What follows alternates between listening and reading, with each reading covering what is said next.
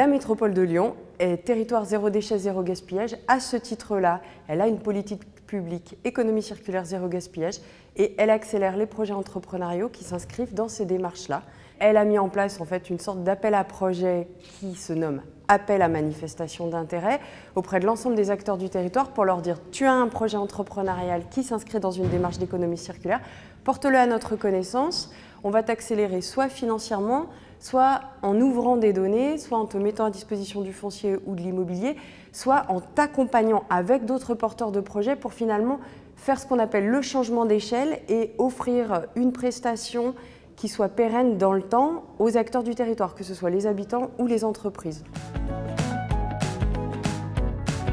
Un exemple sur le bâtiment et les travaux publics avec une organisation de l'économie sociale et solidaire qui s'appelle Mineca, qui est maintenant installée à la frontière entre Villeurbanne et Vaux-en-Velin grâce à la métropole de Lyon et qui est en capacité de répondre en fait à toutes les demandes de la maîtrise d'œuvre en matériaux de réemploi. Un autre exemple, un projet de ressourcerie verte, donc jardinage et mobilier de jardinage, mais aussi tous les végétaux, qui s'appelle Autour des Airs et qui doit s'implanter dans l'Est lyonnais pour répondre là plutôt à la demande des collectivités territoriales et à la demande des habitants qui vivent dans des territoires où ils ont encore, et c'est bien pour eux, des jardins ou alors qui font partie de jardins partagés ou de jardins ouvriers.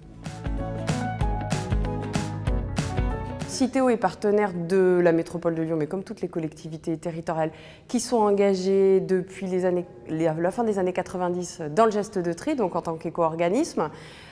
On est plus particulièrement partenaire pour ce qu'on appelle améliorer en quantité et en qualité le geste de tri, avec à horizon 1 an l'extension des consignes plastiques, mais surtout de mon point de vue pour aller chercher beaucoup plus et mieux de tonnage sur espace public et dans ce qu'on appelle la consommation hors foyer, qui sont de mon point de vue les deux points faibles en milieu urbain dense.